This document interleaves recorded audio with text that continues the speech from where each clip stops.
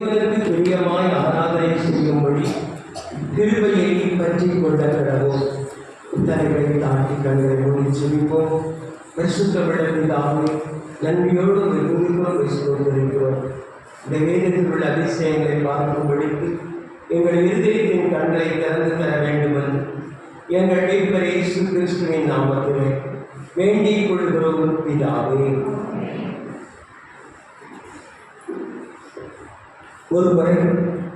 ஒருவர் கிறிஸ்தவ ஆராதனைகளை குறித்த ஒரு ஆய்வு கட்டுரையை கொண்டு எழுதி வெளியிட்டார். பல ஆலயங்களுக்கு சென்று கிறிஸ்தவர்கள் எவ்வாறு கடவுளை ஆராதிக்கிறார்கள் என்று அவர் கற்றறிந்தார். கத்தோலிக்க திருச்சபை, புராட்டஸ்டன்ட் திருச்சபை, பெந்தைக்கோஸ்து திருச்சபை, எல்லா திருச்சபைகளுக்கும் சென்று எவ்விதமாக அவர்கள் ஆராதிக்கிறார்கள் என்று சொல்லி அவர் தன்னுடைய ஆய்வு கட்டுரைகளை தெரிவிக்கிறார். எல்லாரும் உன்னதத்தின் தேவனை ஆராதிக்கிறார்கள், ஆனால் அவர்கள் இருதயத்திலிருந்து ஆராதிக்கவில்லை. ஏதோ மந்திரங்கள் சொல்லுவது போல, வாய்ப்பாடு சொல்லுவது போல ஜெபங்களை சொல்லுகிறார்கள், அவ்வளவுதான். ஆனால் அந்த உண்மையான தெய்வத்தை அவர்கள் தன்னுடைய இருதயத்திலே அவரோடு கூட ஒன்றிணைத்து அவர்கள் ஆராதிக்கவில்லை என்று சொல்லி எழுதுகிறார். அருமையானவர்களே, இன்றைக்கு அப்படித்தான் நீங்களும் நானும் பரமண்டல ஜெபம் ஆனாலும் சரி, விசுவாச பிரமாணம் ஆனாலும் சரி, பாவ அறிக்கை ஜெபம் ஆனாலும் சரி, நீங்களும் நானும் அப்படித்தான் சொல்லிக் கொண்டிருக்கிறோம். வானத்தை பூமியை படைத்தேன் என்று சொன்னால் உடனே கடகடகடவென்று சொல்லுகிறோம். பரமண்டலங்களில் இருக்கிற சொன்ன உடனே நாம் சொல்லுகிறோம். நம்முடைய இருதயத்திற்கும் அந்த வார்த்தைக்கும் உங்களுக்கும் எனக்கும் அது சம்பந்தம் இல்லை. அருமையானவரை ஏதோ சொல்லிக் கொள்கிறோம், அதை ஆராதிக்கிறோம் என்று சொல்லி பாடல்களை பாடுகிறோம். ஆனால் நம்முடைய மனதின் ஆழத்திலிருந்து ஒரு அர்ப்பணிப்போடு கூட நீங்களும் நானும் ஆண்டவரை ஆராதிப்பதில்லை. அருமையானவரே, அதைத்தான் இந்த நாளிலே சிந்திக்கும்படியாக நீங்களும் நானும் அழைக்கப்படுகிறோம். எப்படி கடவுளை ஆராதிப்பது என்று சொல்லி அருமையானவரே, இந்த பகுதியிலே உங்களையும் என்னையும் சொல்லி இருக்கிறது. அசையில்லாத ராஜ்யத்தை பெறுகிறவர்கள் என்று சொல்லப்படுகிறது. 28ஆம் வசனத்திலே முன்னிற பகுதியிலே, அதோடு கூட 20ஆம் வசனம், அந்த 12:22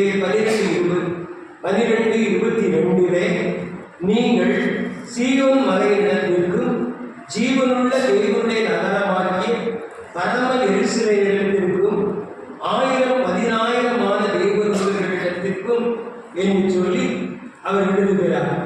அவர்களோடு கூட நாம் ஆண்டவரை அறிந்து ஆராதிக்கிறோம் என்று சொல்கிறார். அருமையானவர்களே, நீங்களும் நானும் சீயோன் மலையிடத்திற்கு நாம் அழைக்கப்பட்டிருக்கிறோம். சீயோன் என்பது எருசலேம் பட்டணம். அந்த எருசலேம் பட்டணத்திலே ஆண்டவருடைய ஆலயம் இருந்தது. சாலமோனாலே கட்டப்பட்ட ஆலயம். ஒவ்வொரு யூதனும் வருடத்திற்கு 3 முறையாவது அந்த ஆலயத்திற்கு வந்து பணிந்து கொள்ள வேண்டும், அது சட்டம். இந்த ஆலயத்திலே வந்து அவர்கள் வரிகளை செலுத்தி ஆண்டவரை ஆராதித்து செல்வார்கள். ஆனால் இன்று நமக்கு சொல்லப்பட்டிருக்கிறது, நாம் அசையில்லாத ராஜ்யத்தை பெறுகிறவர்கள் என்று சொல்லி. அசையில்லாத ராஜ்யத்தை பெறுகிறவர்களே நாம் எங்கு ஆராதிக்கிறோம்? பரம எருசலேமை ஆராதிக்கிறோம். வெளிப்படுத்தின விசேஷத்திலே பரம எருசலேமிலே நடைபெறுகிற ஆராதனைகளை அங்கு விவரித்து சொல்லுகிறார்கள். தேவதூதர்களோடு கூட, மூப்பர்களோடு கூட, அவர்கள் 10,000 தேவதூதர்களோடு கூட ஆராதிக்கிற ஆராதனையை தரிசனத்திலே யோவான் காண்கிறார். அருமையானவர்களே, நீங்கள் நானும் உன்னதமான தேவனை ஆராதிக்கிறோம். நம்முடைய தேவன் நம்முடைய அருகாமையிலே இருக்கிறார். 2 பேர் 3 பேர் அவருடைய நாமத்திலே கூடி இருக்கும் பொழுது அவருடைய பிரசன்னம் நம் மத்தியிலே இருக்கிறது. ஆலயத்திலே ஆண்டவர் இருக்கிறார். இந்த ஆண்டவரை நீங்களும் நானும் ஆராதிக்கும்படியாக இந்த நாளிலே கூடி வந்திருக்கிறோம். அருமையானவர்களே, ஆண்டவரை எவ்விதமாக நீங்களும் நானும் ஆராதிக்கிறோம். ஆதி திருச்சபையில பயத்தோடு பக்தியோடு அவர்கள் ஆராதித்தார்கள். தெய்வ பிரசன்னம் அவர்களை ஆண்டு கொண்டது. இன்றைக்கு ஆலயத்திலே நீங்களும் நானும் ஆராதிப்பது முழு மனதோடு கூட இல்லை, அரைகுறையாக ஆராதித்துக் கொண்டிருக்கிறோம். ஆதலால் தான் அநேக காரியங்களிலே நீங்களும் நானும் விடையை பெற்றுக் கொள்வதில்லை. அருமையானவர்களை முழு மனதோடு கூட ஒரு மனதோடு கூட ஆராதிக்க அழைக்கப்படுகிறோம். இந்த பகுதியிலே எபிரேய ஆக்கியோர் சொல்லுகிறார், எவ்விதமாக அவரை ஆராதிக்க வேண்டும் என்று சொல்லப்பட்டிருக்கிறார். அருமையானவர்களே, முதலாவதாக சொல்லுகிறார் பயத்தோடு. பயத்தோடு கூட 28ஆம் அதிகாரம், அந்த 12ஆம் அதிகாரம் 28ஆம் வசனத்தில் பயத்தோடு கிருபையை பற்றி கொள்ள கடவோம். ஆண்டவரை ஆராதிப்பது எப்படி? கர்த்தருக்கு பயந்து. அருமையானவர்களே, உங்களுக்கும் எனக்கும் கடவுளை பற்றிய பயங்கள் இன்றைக்கு இல்லை. அந்த நாட்களில் கர்த்தருக்கு பயப்படுகிற பயம் இருந்தது. ஆலயம் என்று சொன்னாலே ஒரு பணிவோடு தாழ்மையோடு அமைதியோடு எந்தவித இடையூறு இல்லாதபடி ஆராதனையிலே அவர்கள் பங்கு பெற்றார்கள். ஆனால் இன்றைய நாட்களிலே நீங்களும் நானும் ஆலயத்தில் இருந்தாலும் நம்முடைய மனது எங்கேயோ போய் கொண்டிருக்கிறது. ஆண்டவரோடு கூட ஒன்றிணைக்கப்படுவதில்லை. ஆண்டவரை நீங்களும் நானும் உணர்வதில்லை. ஆலயத்தில் மகாராஜாவை ஆராதிக்கும்படியாக வந்திருக்கிறோம். அவர் நம்முடைய வாழ்க்கையை செய்த நன்மைகளை எல்லாம் சொல்லி நன்றி செலுத்தும்படியாக வந்திருக்கிறோம். ஆண்டவருடைய சமூகத்திலே நம்முடைய தேவைகளை சொல்லும்படியாக வந்திருக்கிறோம். நம்முடைய பரிசுத்த வாழ்க்கையில இன்னும் நாம் முன்னேறி செல்ல அவருடைய பலத்தை வேண்டி நாம் வந்திருக்கிறோம். அவரை ஆராதிக்க வந்திருக்கிறோம். ஆனால் அந்த உண்மையை எல்லாம் நீங்களும் நானும் மறந்து ஞாயிற்றுக்கிழமை என்று சொன்னால் ஆலயத்திற்கு வர வேண்டும். அப்படித்தான் நீங்களும் நானும் நினைக்கிறோம். ஒருவேளை ஆலயத்திற்கு போகாவிட்டால் நம்முடைய மனது ஒரு மாதிரி இருக்கிறது. இதுதான் இன்றைக்கு நீங்களும் நானும் ஆராதிக்கிற ஒரு பாணி. அருமையானவருடைய உன்னத தேவனை ஆராதிக்க போகிறோம்.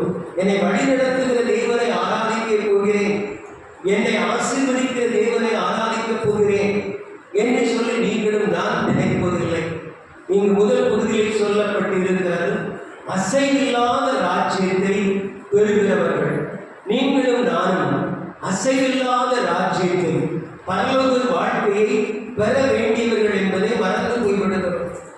அந்த பரலோக வாழ்க்கையை நீங்களும் நானும் பெற்றுக்கொள்ளும்படியாக அந்த பரலோக வாழ்க்கை நமக்கு கிருபையாக தருகிற ஆண்டவரை இங்கு ஆராதிக்கிறோம். கிருபையை பற்றி கொள்வோம் என்று சொல்லி சொல்லுகிறார். அருமையானவர்களே, அந்த நாட்களிலே யூதர்கள் உபத்திரவத்தினாலே சிதறடிக்கப்பட்டார்கள். சிதறடிக்கப்பட்டவர்கள் எங்கு சென்றாலும் சரி ஆண்டவரை பிரசங்கித்து அவருக்கு நல்ல சாட்சிகளாக வாழ்ந்து அந்த சபைகளை உருவாக்கினார்கள். அருமையானவர்களே, ஆனால் இன்றைய நாட்களிலே நீங்களும் நானும் அமிதமாக அல்ல, ஆண்டவரை மறந்து ஆராதிக்கிறோம். ஒருவேளை ஏசாயா 29ஆம் அதிகாரம் 15ஆம் வசனம் என்று நினைக்கிறேன். 29 13.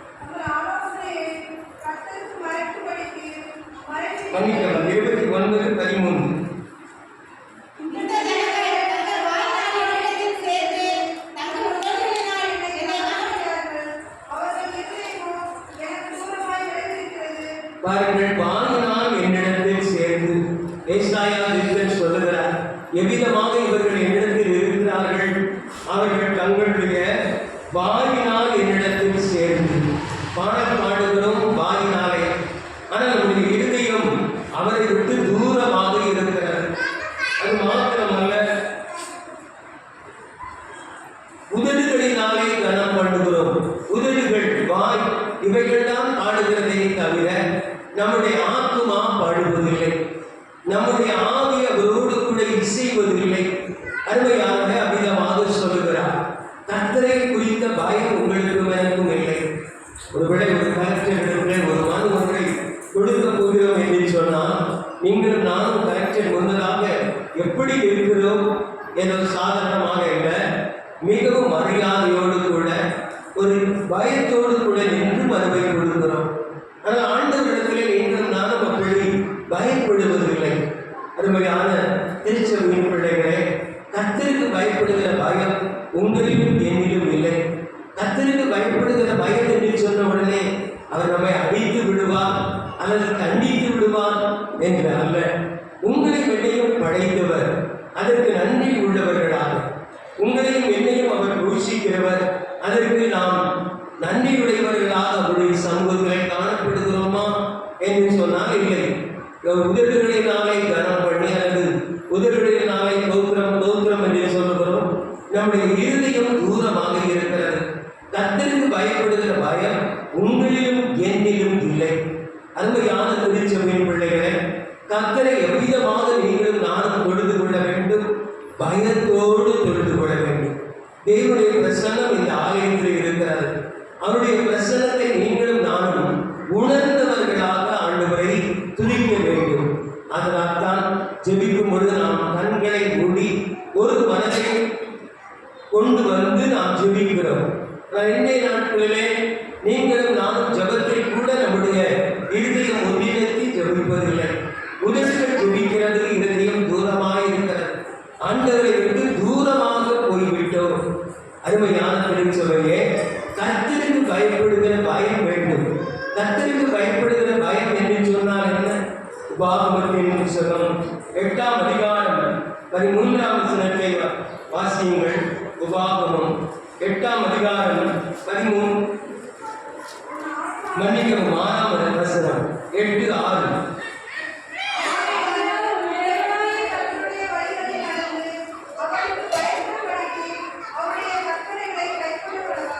அவருக்கு பயப்படும்படிக்கு அவருடைய கற்பனைகளை கை கொள்வார், கை கொள்ள கிடவார்.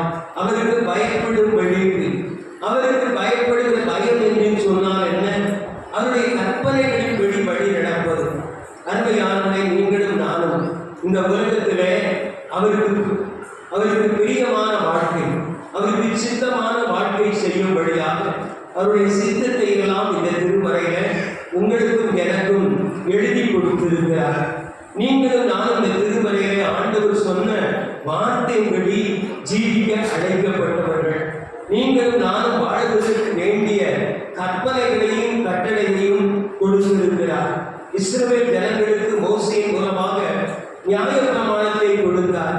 என்னுடைய நியாயப்பிரமாண இந்த கட்டளைகளுக்கு நீங்கள் கீழ்ப்படிந்து நடந்தால் உங்களுடைய வாழ்க்கையிலே நான் ஆசீர்வதிப்பேன். உபாகமம் 28ஆம் அதிகாரம் 1 முதல் 14 வசனம் வரைக்கும் நான் எவ்விதமாக ஆசீர்வதிப்பேன். இந்த பூமியிலே நன்றாக இருப்பார், உன்னுடைய வாழ்நாட்கள் நீடித்திருக்கும், என்னுடைய கற்பனைகளின் வழி நீ நடக்க வேண்டும் என்று சொல்லி அவர் சொல்லுகிறார். அன்பானவர்களே, நீங்களும் நானும் ஆண்டவருக்கு பயப்படுகிறோம் என்று சொன்னால் அவருடைய கற்பனைகளுக்கு கீழ்ப்படிவதுதான், அவருடைய வார்த்தைகளுக்கு கீழ்ப்படிவதுதான். அவருடைய வார்த்தைக்கு கீழ்ப்படிந்து நானும் நடக்கும் பொழுது நாம் ஆராதிக்கிற ஆராதனை ஆண்டவருக்கு உகந்ததாக இருக்கும். அதைத்தான் ஆண்டவர் சொல்லுகிறார், நீ பயத்தோடு என்னை ஆராதிக்க வேண்டும் என்று சொல்லி. இஸ்ரவேல் ஜனங்களுக்கு ஆண்டவர் தம்மை வெளிப்படுத்தினார். இஸ்ரவேல் ஜனங்கள் மலைகளுக்கு அருகே வரக்கூடாது. அவருடைய பிரசன்னம் அந்த மலையிலே, சீனாய் மலையில் இறங்கும் பொழுது இஸ்ரவேலர்கள் அந்த மலை அண்டைக்கு வர வேண்டாம் என்று சொல்லி அவர்களுக்கு எச்சரிக்கிறார். அவர் பரிசுத்தத்தின் தேவன். வேதம் சொல்கிறது அவர் பரிசுத்தத்திலே பயங்கரமானவர் என்று சொல்லி. அருமையானவர்களே, இந்த பரிசுத்த தேவனை அந்த இஸ்ரவேல் ஜனங்கள் கிட்ட வருவதற்கு அவர்கள் பயப்பட்டார்கள். மலையிலிருந்து இறங்கி வந்த அந்த மோசேயை கூட அவர்கள் முகத்தை பார்க்க முடியவில்லை. அவருடைய முகம் பிரகாசமாய் இருந்தது. ஆண்டவருடைய பிரசன்னத்தினாலே அவர் நிறைந்து 40 நாட்கள் கழித்து இறங்கி வந்தோம். அவருடைய முகத்தை பார்க்கும் பொழுது கூட கண் கூசியது. அதனால அவர் முக்காடு போட்டுக்கொண்டு பேசினார் என்று சொல்லி வேதத்திலே வாசிக்கிறோம். அவர் பரிசுத்தமுள்ள தேவன். அருமையானவர்களே, நீங்களும் நானும் இந்த பரிசுத்தமுள்ள தேவனை ஆராதிக்கிறோம். அப்படியானால் நீங்களும் நானும் அவருடைய கற்பனைகளுக்கு கீழ்ப்படித்து நடப்பது, அதுதான் அவருக்கு நீங்களும் நானும் எல்லாரும் செலுத்துகிற மரியாதை, அவருக்கு பயப்படுகிற பயம் என்பது அவருடைய வார்த்தைகளுக்கு கீழ்ப்படிந்து நடப்பது. ஒருவேளை நம்முடைய குடும்பங்களில பிள்ளைகள் சிறு சிறு சேட்டைகளை செய்யும் பொழுது தாயார் எச்சரிக்கிறார், சேட்டை செய்யாதே என்று சொல்லி. மீண்டும் மீண்டும் செய்யும் பொழுது சொல்லுகிறார், தகப்பனார் வந்தால் உடைய அப்பாவிடத்திலே நான் சொல்லுவேன் என்று சொல்லி. உனக்கு அப்பாவிடத்திலே பயம் இல்லையா என்று சொல்லுகிறார்கள். அருமையானவர்களே, பயம் இல்லையா என்று சொன்னால் என்ன பொருள்? உடைய வார்த்தையை நீ மீறி நடப்பதற்கு பயப்படுகிறது இல்லையா என்றுதான். அப்பா பிள்ளையை நேசிக்கிறவர் தான், பிள்ளைக்காகத்தான் அவர் சம்பாதிக்கிறார். ஆனால் அப்பாவுக்கு பயப்படுகிறது இல்லையா என்று சொல்லும் பொழுது உடைய வார்த்தைக்கு கீழ்ப்படியும் இல்லையா என்றுதான் பொருள். அதே போலதான் நீங்களும் நானும் அவரை ஆராதிக்கிறோம். அவருடைய ஆராதிக்கிறதிலே நம்முடைய பங்கு அவருக்கு பயப்படுகிற பயம். அவருக்கு பயப்படுகிற பயம் என்பது என்ன? அவருடைய கற்பனைகளுக்கு கீழ்ப்படிவது. அதுதான் ஆண்டவரை குறித்த பயப்படுகிற பயம். அருமையான திருச்சபை பிள்ளைகளை, இன்றைக்கும் நீங்களும் நானும் ஆண்டவரிடத்திலே எவ்வித பய உணர்வோடு கூட இருக்கிறோம். யோசித்து பாருங்கள். ஜெபிக்கும் பொழுது, ஆலயத்திற்கு வரும் பொழுது, ஆண்டவருடைய சமூகத்திலே அவருடைய வார்த்தையை கேட்கும் பொழுது ஒரு மனதோடு கூட அவரோடு கூட ஒன்றிணைந்து இருக்கிறோமா? நீங்களும் நானும் யோசித்து பாருங்கள். நம்முடைய பயம் எப்படி இருக்கிறது? ஆதலால் தான் நீதிமொழிகளிலே சாலமோன் ஞானி சொல்லுகிறார், நாள்தோறும் நீ கர்த்தரை பற்றும் பயத்தோடு என்று சொல்கிறார். நாள்தோறும் கர்த்தரை பற்றும் பயத்தோடு. ஆண்டவரை குறித்த பயம் உங்களுக்கும் எனக்கும் இருந்தால் கட்டாயமாக நீங்களும் நானும் பரிசுத்த வாழ்க்கை வாழுவோம். ஆலயத்திற்கு வந்தால் மட்டுமே கர்த்தரை நினைக்கிற நினைவு, வீடுகளுக்கு சென்று விட்டால் அல்லது பணிகளுக்கு சென்று விட்டால் நீங்களும் நானும் ஆண்டவரை மறந்து விடுகிறோம். மறந்துவிட்டு நாம் நம்முடைய மனதின் வழியை கடந்து கொள்கிறோம். அருமையானவர்களே, கர்த்தர் எந்த சமயத்திலும் என்னோடு கூட இருக்கிறார், என் அண்டையில் இருக்கிறார், எல்லாவற்றையும் கவனிக்கிறார் என்ற பய உணர்வு உங்களுக்கும் எனக்கும் இருக்குமானால் நீங்களும் நானும் அருமையானவரை பாவம் செய்வதில்லை, பாவம் செய்ய மாட்டோம். பரிசுத்தமாக நீங்களும் நானும் வாழுவோம். ஆண்டவருக்கு பயப்படுவதுதான் நீங்களும் நானும் ஆராதிப்பது, உண்மையாக ஆராதிப்பது என்பது. அருமையானவர்களே, இன்னும் வேதம் சொல்கிறது. நீதிமொழிகளின் புஸ்தகம் 8ஆம் அதிகாரம் 13ஆம் வசனம். நீதிமொழிகள், தீமையை வெறுப்பது கர்த்தருக்கு பயப்படுகிற பயம். தீமையை வெறுப்பது, பாவத்தை வெறுப்பது கர்த்தருக்கு பயப்படுகிற பயம். அருமையானவர்களே, இன்றைக்கு நீங்களும் நானும் ஆண்டவரை மறந்துதான் பாவ வாழ்க்கையிலே விழுந்து கொண்டிருக்கிறோம். எப்பொழுதும் நாம் ஆண்டவருடைய நினைவோடு கூட இருக்கும் பொழுது தீமையான காரியங்களை நீங்களும் நானும் செய்வதில்லை. கர்த்தர் நம்மை பார்த்தார் என்ற உணர்வு உங்களுக்குள்ளும் எனக்குள்ளும் இருக்கும் பொழுது நீங்களும் நானும் பாவம் செய்வதற்கு துணிவு கொள்வதில்லை. ஆனால் ஆண்டவரை மறந்து பல தீமைகளை, பாவங்களை உங்களுடைய என்னுடைய வாழ்க்கையிலே நாம் செய்து கொண்டிருக்கிறோம். ஆண்டவர் இந்த நாளிலே உங்களோடும் என்னோடும் பேசுகிறார். என்னை ஆராதிக்கும் ஜனங்களே என்று சொல்லி இங்கு எதிரே ஆக்கும் உங்களுக்கும் எனக்கும் கொடுக்கிற அடைமொழி அசைவில்லாத ராஜ்யத்தை பெறுகிறவர்கள். நீங்கள் நான் உண்மையாக அவரை ஆராதிக்கும் பொழுது அந்த அசைவில்லாத ராஜ்யத்தை பெறுகிறோம்.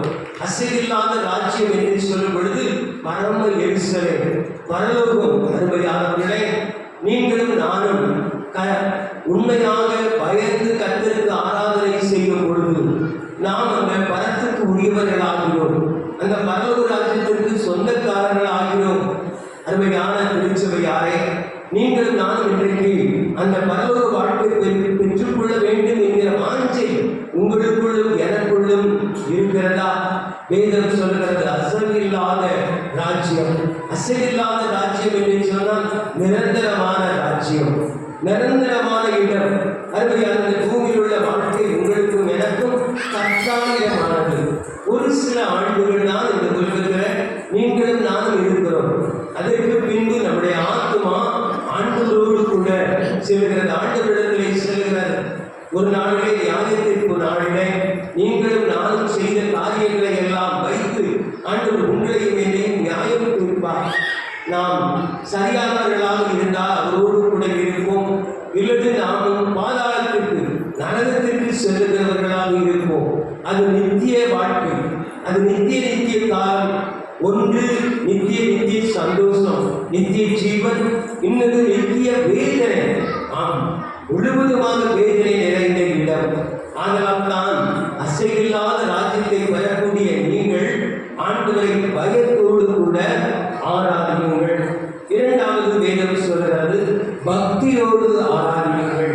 ஆண்டவரிடத்திலே பக்தி செய்வது ஏது அருமையானவர்களே, ஆண்டவரிடத்திலே பக்தி செய்வது வேதம் அழகாக நமக்கு சொல்லுகிறது. நீதிமொழிகளின் புத்தகம் 12ஆம் அதிகாரம் 22ஆம் வசனம்.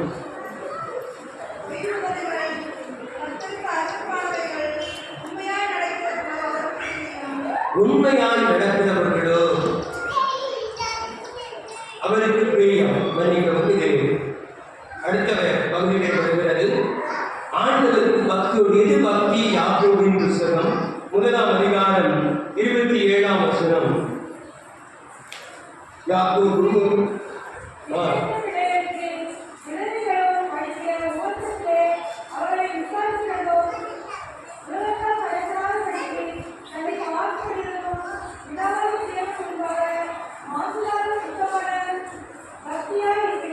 இங்கு பாருங்கள், எது பக்தி என்று சொல்லி சொல்லப்படுகிறது.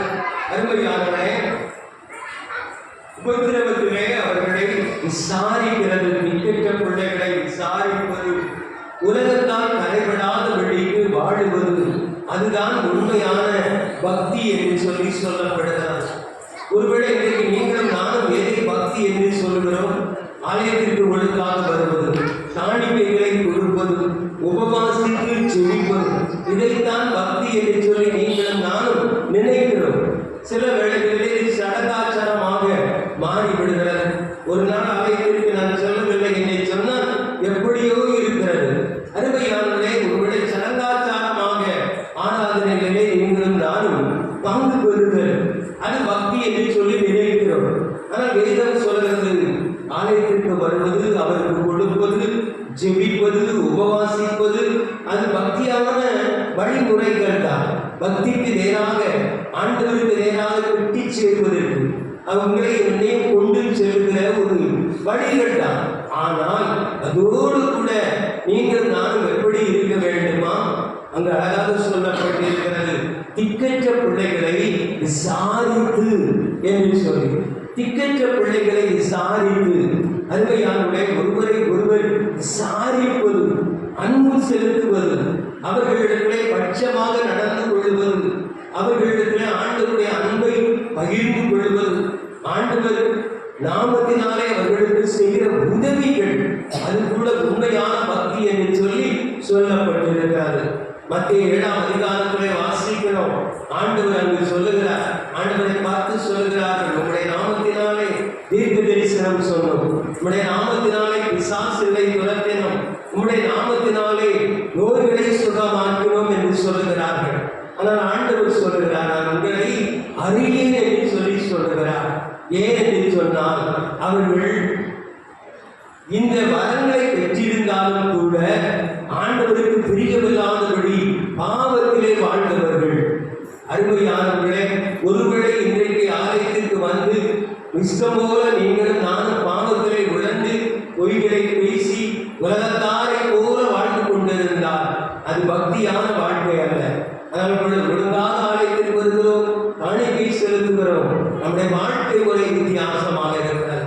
வார்த்தை வேறு, வாழ்க்கை வேறாக இருக்கிறது. அப்படி அல்ல, வாழ்க்கையும் வார்த்தையும் ஒன்றாக இருக்க வேண்டும்.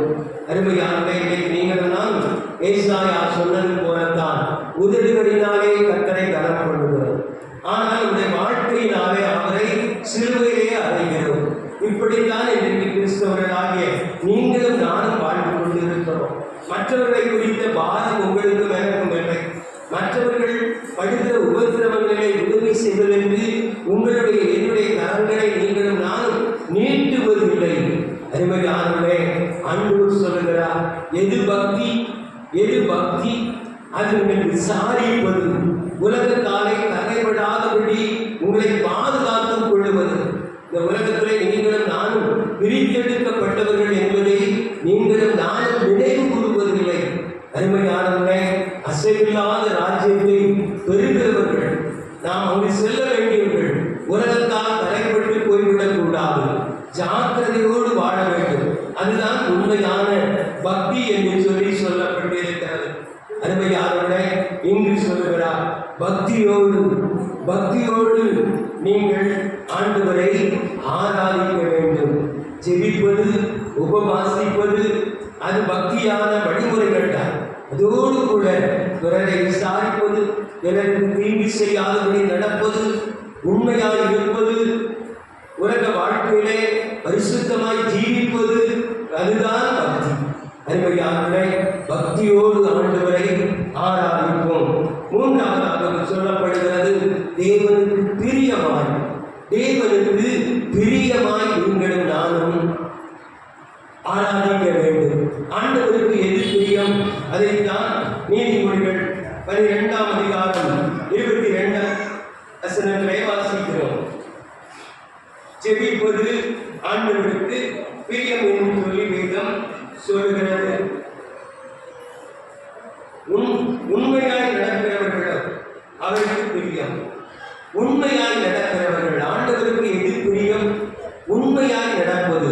அருமையானவர்களே, ஒருவேளை என்னுடைய வாய் ஸ்தோத்திரம் ஸ்தோத்திரம் என்று சொல்லுகிறது, ஆனால் என்னுடைய வாழ்க்கையை உண்மை இல்லை என்று சொன்னால் நான் ஆண்டவரை உண்மையாய் ஆராதிப்பவர்களை பேருக்காக ஆராதிக்கிறேன். அப்படித்தான் பொருள். ஆண்டவர் உண்மையாய் நடக்கிறவர்கள் மேலே பிரியப்படுகிறார். தானியேலை குறித்து வேதம் சொல்கிறது, அவர் கர்த்தருக்கு பிரியமானவர் என்று சொல்லி. கர்த்தருக்கு பிரியமானவர். தானியேலுடைய வாழ்க்கையிலே என்ன சிறப்பு இருந்தது? அங்கு சிலையை நோக்கித்தான் அவர்கள் விண்ணப்பம் பண்ண வேண்டும் என்று சொன்ன பொழுதும் கூட தானியேல் எருசலேமுக்கு நேராக தினமும் 3 வேளை ஜெபித்தான் என்று சொல்லி வாசிக்கிறோம். இன்னும் சிங்கக்கவியை போடுவோம் என்று தெரிந்திருந்தும் கூட ஆண்டவரை நோக்கித்தான் அவர் ஜெபித்துக் கொண்டிருந்தார். அருமையானவரை பயப்படவில்லை. அவரை தான் ஆண்டவர் சொல்கிறார், நீ எனக்கு பிரியமானவன் என்று சொல்லி. அருமையான திருச்சபையின் பிள்ளைகளை, நீங்களும் நானும் கர்த்தருக்கு பிரியமாக இருக்கிறோமா? யோசித்து பாருங்கள். பிரியமான வாழ்க்கை வாழுகிறோமா? அல்லது நம்முடைய வாழ்க்கை வேறு, அல்லது நம்முடைய வார்த்தை வேறாக இன்றைக்கு இருக்கிறதா? ஒரு முறை ஒரு புலவன் ஒருவன் பாடி பரிசு பெறுகிறவன் அவனுடைய வேலை. ஒரு பண்ணையார் வீட்டிற்கு சென்றான். அவனுடைய வீட்டிலே சென்று அவனை பாடி பரிசு பெற்று வர வேண்டும் என்று சொல்லி போனான். அந்த ஊருக்கு செல்லும் பொழுது சில இளைஞர்கள் அவரை சந்தித்தார்கள். எங்கு செல்கிறீர் என்று சொல்லி கேட்டார்கள். இந்த பண்ணையாரை பார்த்து நான் பாடி பரிசு பெற போகிறேன் என்று சொல்லி சொன்னான். உடனே அவர்கள் சொன்னார்கள், ஐயா, அந்த பண்ணையார் மிகவும் கடுமை, கஞ்சத்தனம் உள்ளவர். அவர் ஒரு நாளும் அவர் உமக்கு பரிசு கொடுக்க மாட்டார். தயவு செய்து வேறு யாரையாவது கொடுப்பார் என்று சொல்லி சொன்னான். ஆனால் அந்த புலவர் சொன்னார், இல்லை, நான் அவருடைய மனதை மாற்றி விடுவேன் என்று சொல்லி நேராக அவரிடத்திலே சென்றான். பண்ணையார் இருந்தார். பண்ணையாரிடத்திலே போனவுடனே அவருக்கு ஒரு இருக்கை கொடுக்கப்பட்டது. இருக்கையிலே அமர்ந்தவர் சொன்னார், ஐயா, உம்மை குறித்து புகழ்ந்து பாடி சில பாடல்களை பாடி பரிசு பெற வந்திருக்கிறேன் என்று சொல்லி சொன்னார். சரி, பாடுங்கள் என்று சொன்னார். அவர் பாடினான். அந்த புலவரை உயர்த்தி நல்லவர், உத்தமர், நல்ல வள்ளல் என்று சொல்லி அவரை பாடினான். எல்லா ஊர்காரர்கள் எல்லாரும் கஞ்சத்தனம் பிடிச்சவன், எல்லாரும் கருதி என்று சொல்லி கேட்டு இருந்த பண்ணையாருக்கு அது மிகுந்த மகிழ்ச்சியாக இருந்தது. என்னை குறித்து இவன் புகழ்ந்து பாடுகிறான் என்று சொல்கிற அந்த கேட்டு அவன் மகிழ்ந்தார். உடனே தன்னுடைய வேலைக்காரனை அழைத்து இவனுக்கு 500 பொற்காசுகளை கொண்டு வந்து கொடு என்று சொல்லி சொன்னான். அந்த புலவர் ஆச்சரியப்பட்டு போனான். இளைஞர்கள் என்ன சொன்னார்கள்? இவரிடத்தில் ஒரு பரிசு பெற முடியாது என்று சொன்னார்களே, ஆனால் இவர் எனக்கு இப்பொழுது 500 பொற்காசுகள் பரிசாக தருகிறாரே. அவர் மகிழ்ச்சி அடைந்தார். உடனே இன்னும் அதிகமாக அவரை குறித்து புகழ்ந்து பாடினார். உடனே அந்த பண்ணையார் கேட்டார், ஐயா, எவ்விதமாக இந்த ஊருக்கு வந்தீர்கள் என்று சொல்லி. நான் கால்நடையாகத்தான் வந்தேன் என்று சொன்னார். அப்படி உடனே வேலைக்காரனை அழைத்து இவருக்கு ஒரு குதிரையையும் கொடு இவர் அந்த குதிரையின் மேல் ஏறி செல்லட்டும் என்று சொல்லி சொன்னார். புலவருக்கு மிகுந்த மகிழ்ச்சி. ஒரு குதிரை 500 பொற்காசு, சந்தோஷமாக இருந்தார். சரி, அப்படியே இருந்தார்கள். 2 பேரும் உட்கார்ந்து கொண்டிருந்தார்கள். புலவர் தாமதமானுடனே ஐயா நான் போக வேண்டும் என்று சொல்லி நான் விடை கிடைக்குமா என்று சொல்லி கேட்டார். உடனே அந்த பழைய சொன்னார், சரியா போயிட்டு வாங்க அப்படின்னு சொல்லி 2 கையையும் எடுத்து கொடுத்தாரு. உடனே சொன்னார், ஐயா எனக்கு பரிசாக 500 பொற்காசு வீதம் குதிரையும் தருவதாக சொன்னீர்களே என்று சொல்லி கேட்டான். உடனே அந்த பண்ணையார் சொன்னார், என்ன இது என் காதுக்கு இன்பமாக இருக்கட்டும்னு என்னை குறித்து புகழ்ந்து பாடினார். அது என்னுடைய காதுக்கு இன்பமாக இருந்தது. புலவராகிய உம்முடைய காதுக்கு இன்பமாக இருக்க வேண்டும் என்று சொல்லி பொற்காசுகளை கொடு, குதிரையை கொடு என்று சொன்னேன். சரிக்கு சரியாகிவிட்டது. நீரும் என்னுடைய சொல்லை கேட்டு இன்பமடைந்து நானும் உடைய பாடலை கேட்டு இன்பமடைந்தேன். போய் வாரும் என்று சொல்லி சொன்னார். அருமையான இன்றைக்கு ஒரு விடை நமக்கு தருகிற ஆண்டவரிடத்துல நீங்களும் நானும் பிடித்தான் இருக்கிறோம். ஆண்டவரே நல்லவர் வல்லவர் என்று சொல்லி சொல்லுகிறோம். ஆனால் பிரியமான வாழ்க்கை வாழ்கிறோமா? யோசித்து பாருங்கள். உடைய வாழ்க்கையும் ஒரு ஆராதனை தான். சங்கீதக்காரன் சொல்லும்போது கூட சொல்கிறார், நான் என்னுடைய வீட்டிலும் உண்மையாக இருப்பேன் என்று சொல்லுகிறார். என்னுடைய வீட்டிலும் நான் உண்மையாக இருப்பேன், பிரியமாக இருப்பேன். ஆலயத்தில் மட்டுமல்ல, என்னுடைய வீட்டிலும் உண்மையாக நடந்து கொள்வேன் என்று சொல்லி பாடுகிறார். அருமையான திருச்சபையே, நீங்களும் நானும் ஆலயத்தில் நன்றாக அமர்ந்து உட்கார்ந்து கொண்டிருக்கிறோம், பாடல்களை பாடுகிறோம், வேதங்களை வாசிக்கிறோம். நான் வீடுகளுக்கு செல்ல வேண்டும். உங்களுடைய என்னுடைய வார்த்தை எப்படி இருக்கிறது? உங்களுடைய என்னுடைய வாழ்க்கை எப்படிப்பட்டதாக இருக்கிறது? நீங்கள் நான் மற்றவர்களிடத்தில் எவ்விதமாக அன்போடு கூட தொடர்பு கொள்கிறோமா, அல்லது அகமையோடு உள்ளத்திலே ஒன்று வைத்து வெளியே ஒன்று பேசுகிறவர்களாக இருக்கிறோமா? மாயமானமான வாழ்க்கை நீங்கள் நானும் வாழ்ந்து கொண்டிருக்கிறோமா? அப்படியானால் நீங்கள் நானும் கர்த்தரை உண்மையாக ஆராதிக்கவில்லை என்றுதான் கூறும். இந்த நாளிலும் கூட ஆண்டவர் உங்களோடும் என்னோடும் கூட பேசுகிறார். அசைவில்லாத ராஜ்யத்தை உங்களுக்கு எனக்கும் தருகிறவர். கிருபையை தரும்படியாக தன்னையே சிலுவையை பலியாக ஒப்புக் கொடுத்தவர். அருமையான பெரிய சாக்கியத்தை நீங்களும் நானும் பெற்றிருக்கிறோம். தற்காலிகமான இந்த உலக வாழ்க்கையில நீங்களும் நானும் எப்படி இருக்கிறோம்? ஆண்டவருக்கு பயந்து வாழ்கிறோமா? ஆண்டவருக்கு பக்தியாக வாழ்கிறோமா? ஆண்டவருக்கு பிரியமாக வாழ்கிறோமா? அமிதமாக வாழ்ந்தால் நீங்களும் நானும் ஆண்டவரை அப்படியே ஆராதிக்கிறோம் என்று சொல்லிதான் பொருள். நம்முடைய ஆராதனையிலே அவர் பிரியமாக இருப்பார். நம்முடைய ஆராதனையில் அவர் நிறைந்து வருவார். அருமையானவர்களே, கர்த்தரை மற்றும் பயத்தோடு இருப்போம். பயத்தோடு பக்தியோடு அவருக்கு பிரியமான நாம் அவரை ஆராதிப்போம். ஆண்டவருடைய ஆசீர்வாதத்தை பெற்றுக் கொள்ளுவோம். ஆமாம், ஆண்டவருடைய வார்த்தையை கேட்ட நாம் யாரும் எழுந்து நம்மையும் நம்முடைய காணிக்கைகளையும் நாம் அர்ப்பணிக்கும் விதமாக கீதங்களும் கீர்த்தனைகளும் 193வது கீதத்தை பார்ப்போம். துதி தங்கிய பரமண்டல